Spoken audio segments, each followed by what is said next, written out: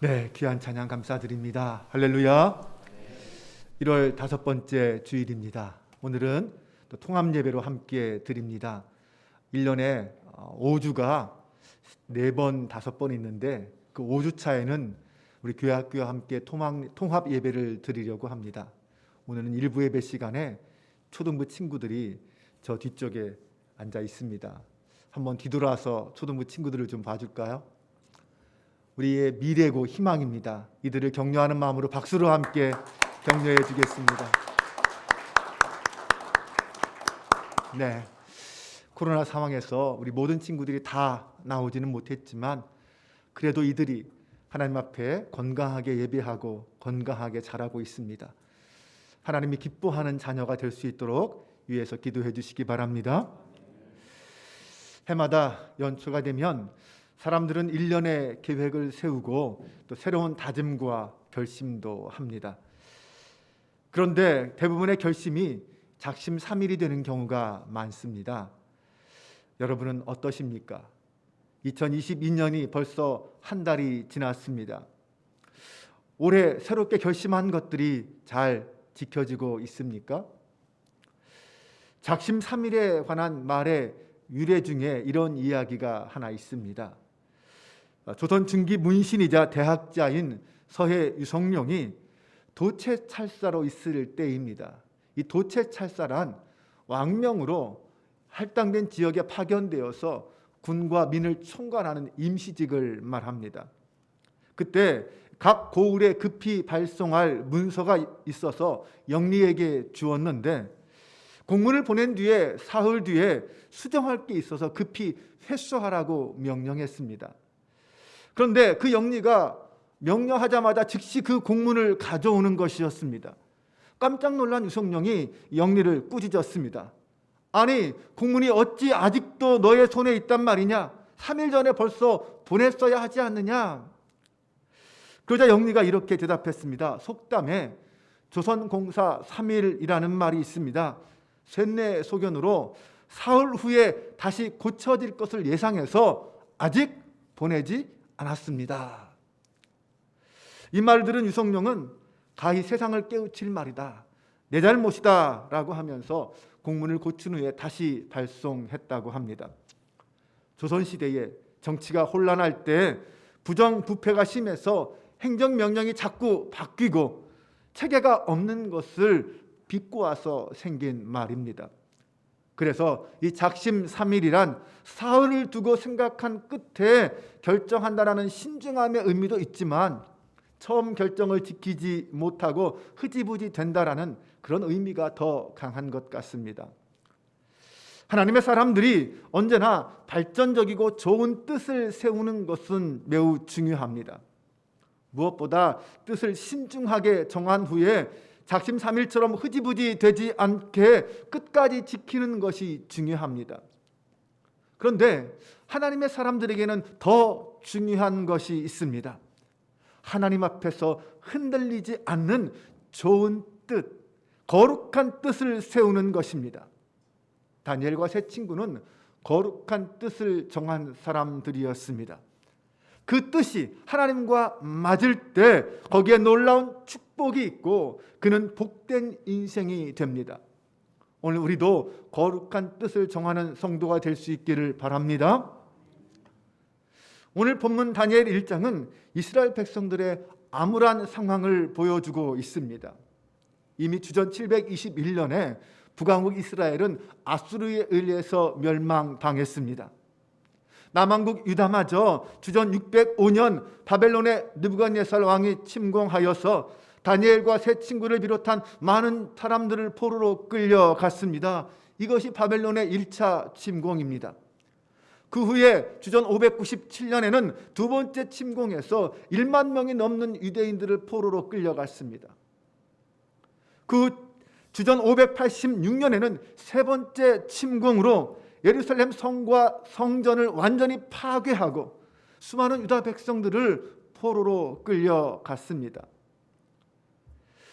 그들에게는 나라의 멸망과 미래에 대한 불확실성, 그리고 여호와의 신앙을 어떤 꺾으려는 집요한 박해만이 기다리고 있었습니다. 이것이 그들이 처한 환경, 암울한 상황의 모습이었습니다. 지난 2019년 개봉된 말모이라는 영화가 있습니다. 일제 강점기를 배경으로 한 이 영화는 역사적으로는 조선어학회 사건을 배경으로 하고 있습니다. 이 조선어학회 사건이란 한글 사전 편집에 참여한 108명의 발기인 중에서 33명은 내란죄로 기소되고 2명이 옥중에 사망하고 12명이 공판에 넘어간 그런 사건을 말합니다. 영화의 내용을 보면 1940년 우리말이 점점 사라지는 경성에서 조선어학회 대표인 정환과 극장에서 해고된 후에 정환의 가방을 훔치려다가 실패한 까막눈 판수, 그리고 여러 조선어학회 회원들이 함께 모여서 일제의 집요한 방해에도 불구하고 전국의 우리말을 모아서 우리말 큰 사전을 만드는 과정을 생생하고 감동 있게 그리고 있습니다.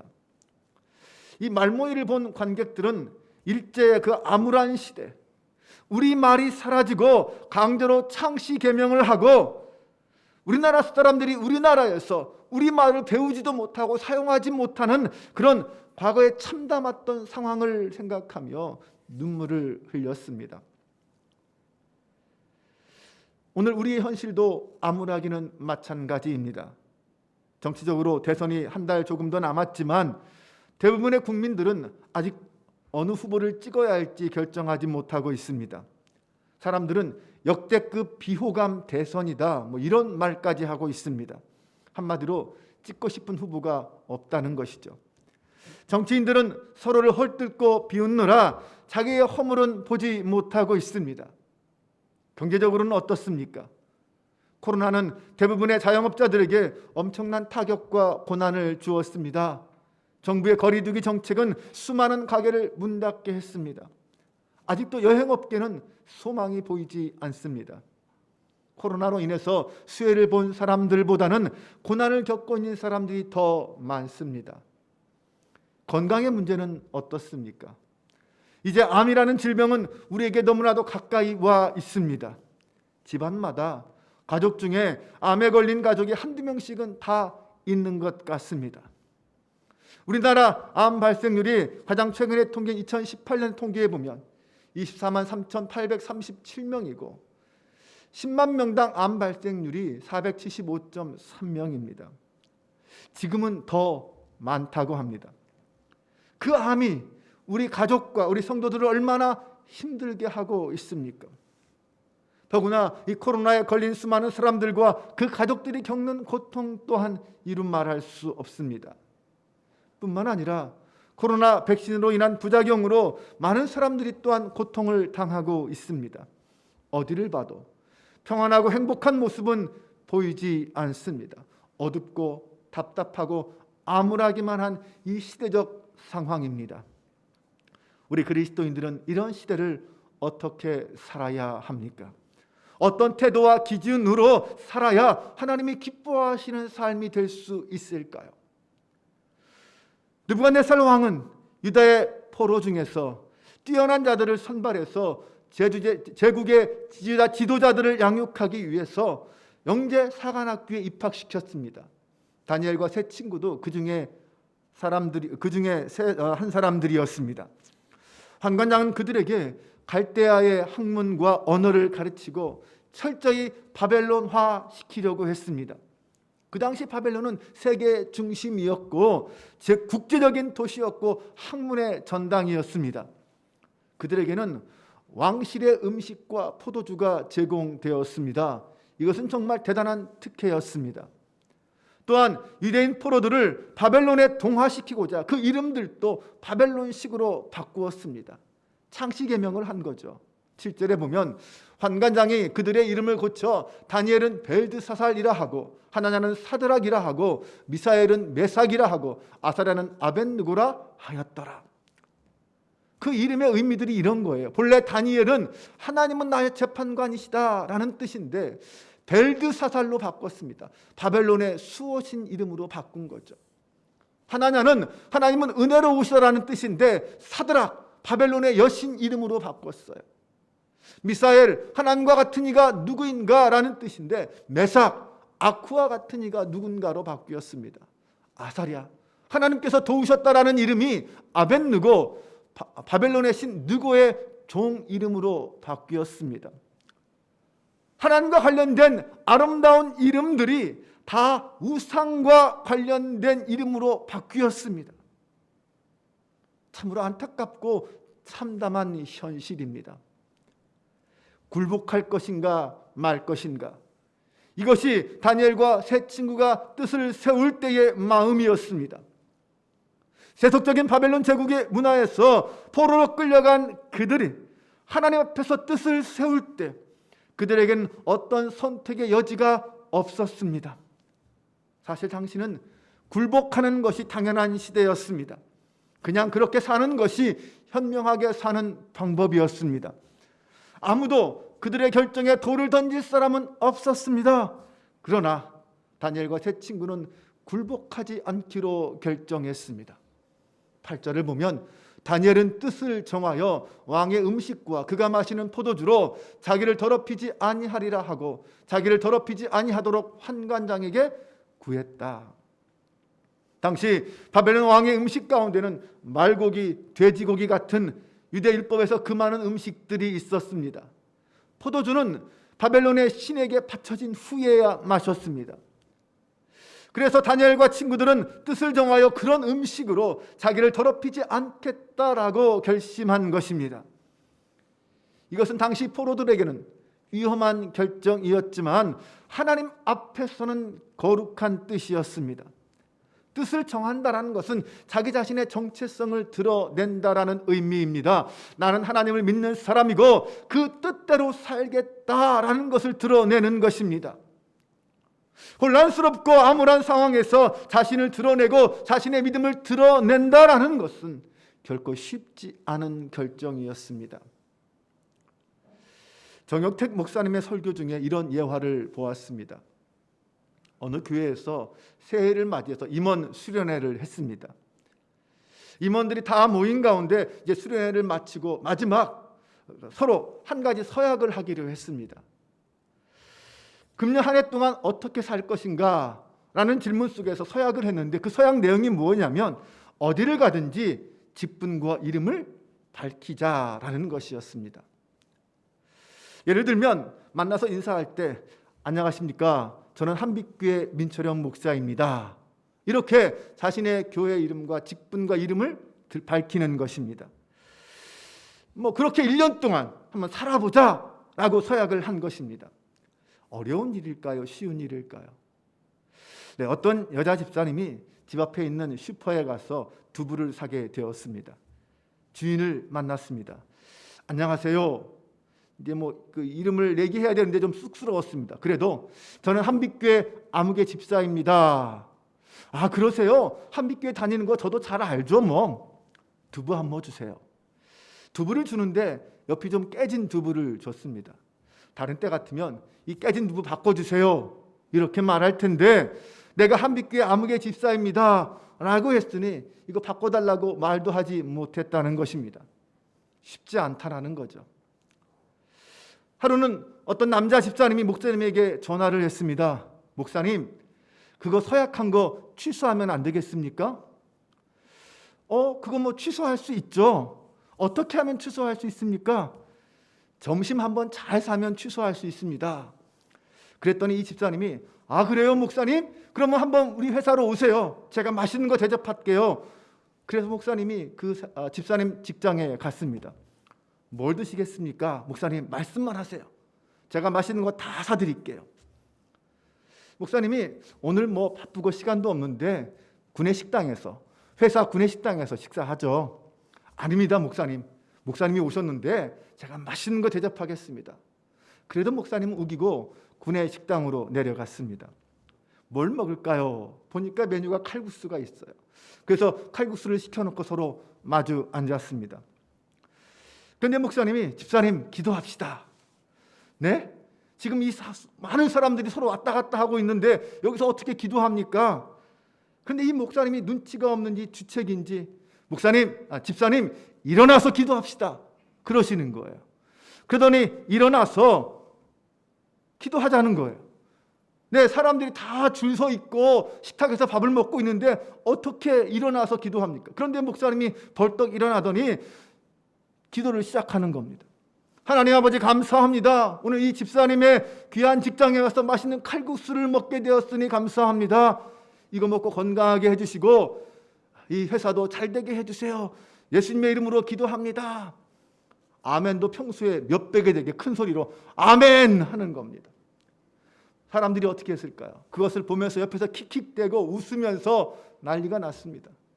이 집사님의 얼굴이 벌겋게 변했습니다.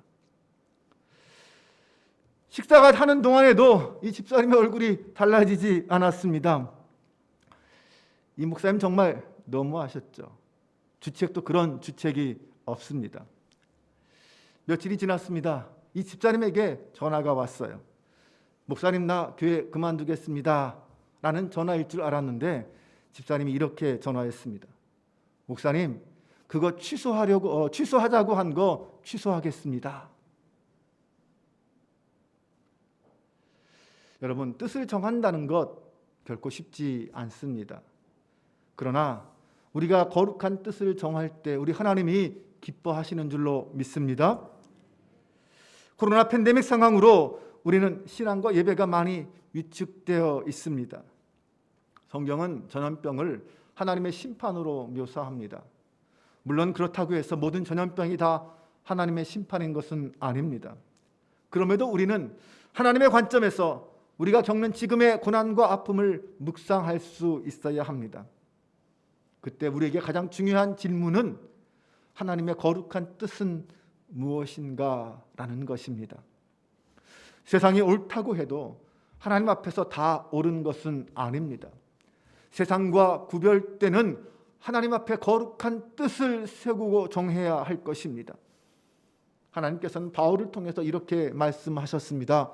너희는 이 세대를 본받지 말고 오직 마음을 새롭게 함으로 변화를 받아 하나님의 선하시고 기뻐하시고 온전하신 뜻이 무엇인지 분별하도록 하라. 코로나로 인해서 어려운 시대이지만 우리도 이 다니엘처럼 거룩한 뜻을 정하고 살기를 소망합니다. 그 거룩한 뜻이 무엇인지 다시 한번 확인해 보겠습니다. 그것이 알곡과 쭉정이를 나눈 것 같은 이 어려운 시대에 다니엘과 세 친구처럼 승리하며 살 수 있는 비결입니다. 그러면 하나님이 기뻐하는 거룩한 뜻은 어떤 특징을 가지고 있을까요? 첫 번째는 하나님께 초점을 맞춥니다. 다니엘과 세 친구의 거룩한 뜻은 자신의 욕심이나 야망에서 나온 것이 아닙니다. 어차피 나라는 망했고 바벨론 시대가 되었습니다. 함께 포로로 끌려온 수많은 젊은이들은 영재사관학교에서 느부갓네살 왕에게 잘 보여서 좋은 자리를 얻기 위해 열심히 노력했을 것입니다. 그러나 이 다니엘과 세 친구는 이러한 칠세나 야망을 이루기 위해서가 아니라 하나님을 기쁘시게 하기 위해서 뜻을 세웠습니다. 그것은 하나님의 뜻에, 하나님의 말씀에 어긋나는 왕의 음식과 포도주는 먹지 않겠다라는 결심이었습니다. 그것으로 자신을 더럽히지 않겠다라는 결심이었습니다.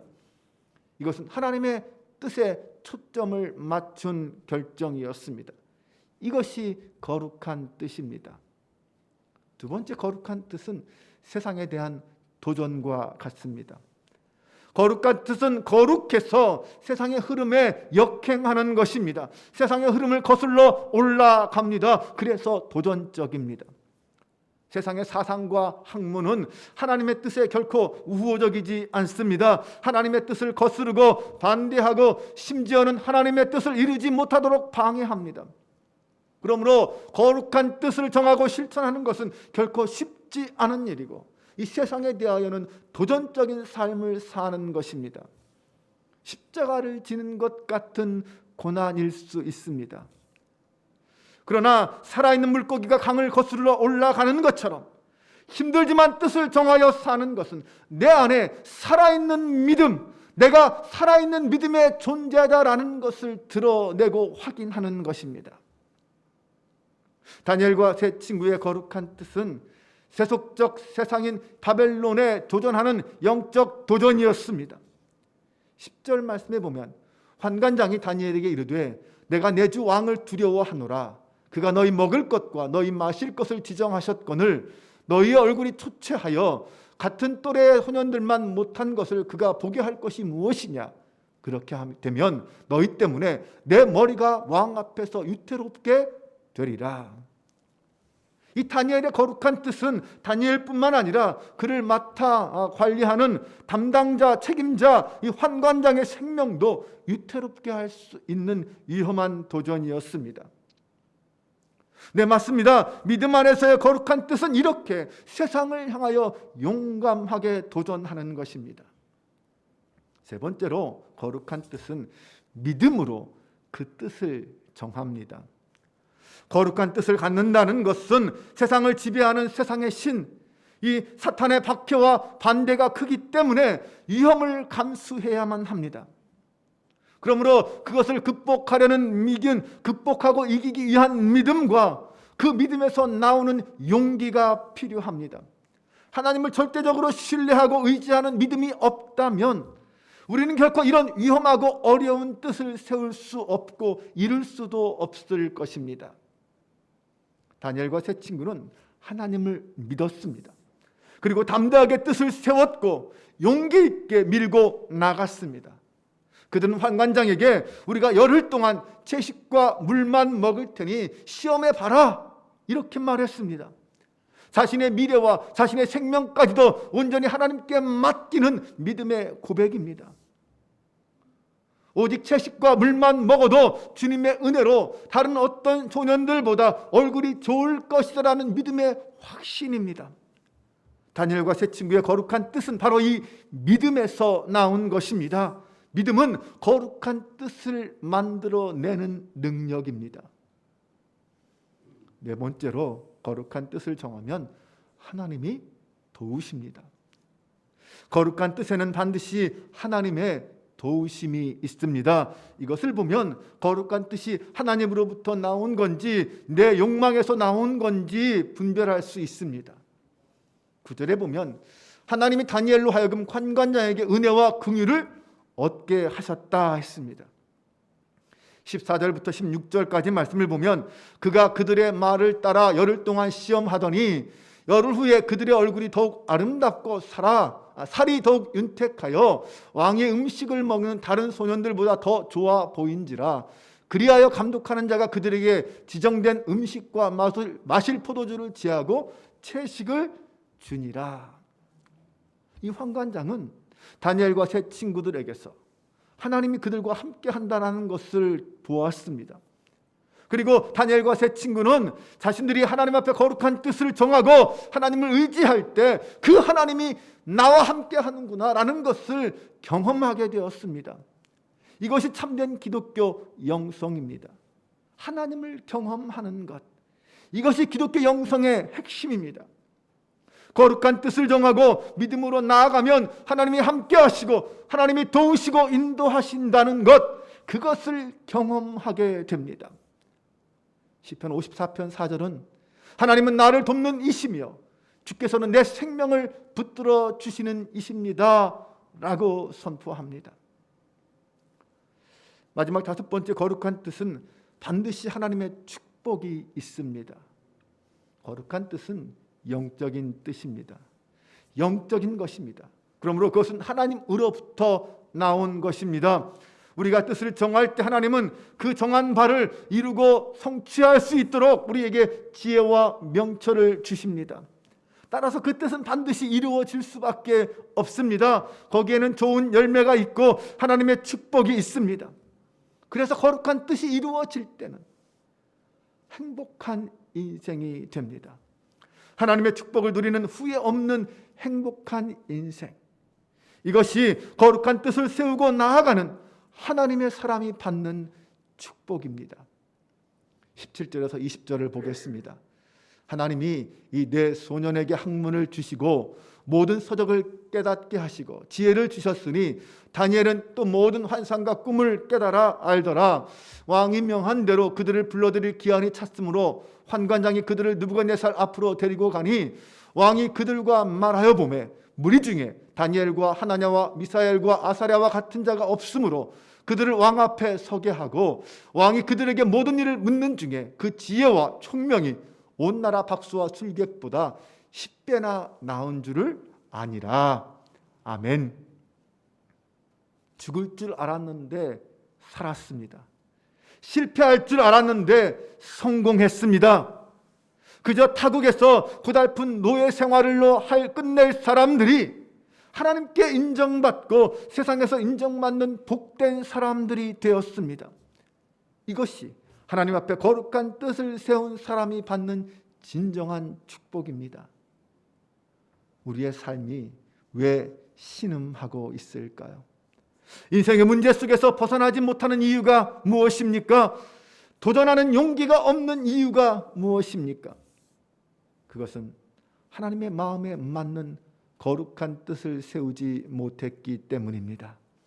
뜻이란 이 비전과 통하는 말입니다. 비전은 어디에서 옵니까? 모든 비전은 하나님의 선물입니다. 이 세상에 있는 우리를 만드신 주께서 보내주시는 비전이 필요합니다. 이 비전은 우리 인생을 향한 하나님의 뜻이요 목적입니다. 오늘 다니엘이 바벨론화라는 거세고 큰 그 흐름 속에서 뜻을 정한 것은 자신의 의지의 산물이기보다는 하나님의 선물이었습니다. 모세가 품었던 출애굽의 비전도 하나님의 선물이었습니다. 바울이 품었던 이방 선교의 비전도 하나님의 선물이었습니다.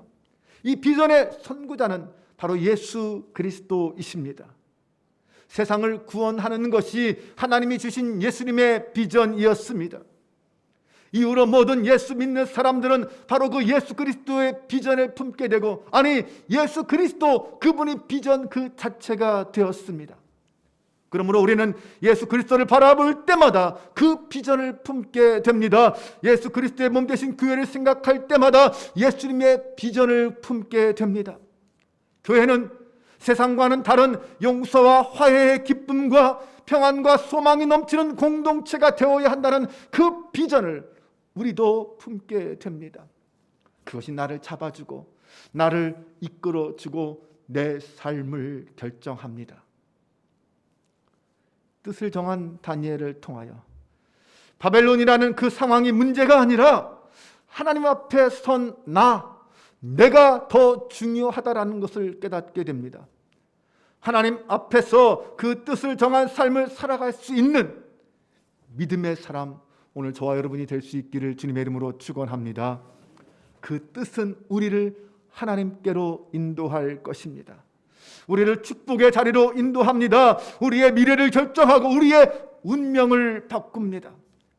다니엘과 세 친구는 정말 암울한 현실 속에서 신앙의 양심에 따라 거룩한 뜻을 정하고 믿음으로 나아갔습니다. 그래서 하나님께 인정받고 사람에게 인정받는 축복의 인생이 되었습니다. 사랑하는 성도 여러분, 세상의 협박과 미혹에 결코 굴복하지 마시기 바랍니다. 범사에 하나님을 인정하고 거룩한 뜻을 세우십시오. 그때 우리 하나님은 우리를 가장 선한 길로, 가장 복되고 아름다운 길로 인도해 주실 것을 믿으시기 바랍니다. 우리 함께 기도하겠습니다.